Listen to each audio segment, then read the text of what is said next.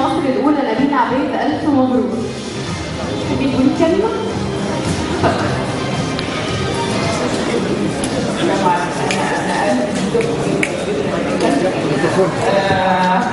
هو ده ولا ده؟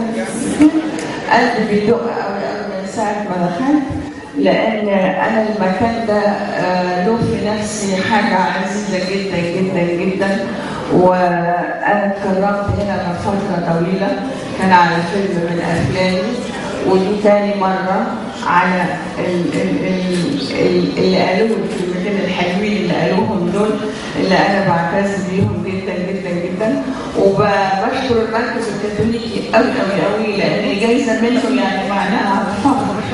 فأنا كرمت منه مرتين، وبقدم شكري للأب دانيال لدوره الاجتماعي ودوره الإنساني اللي على طول في نشاط ودايما على خير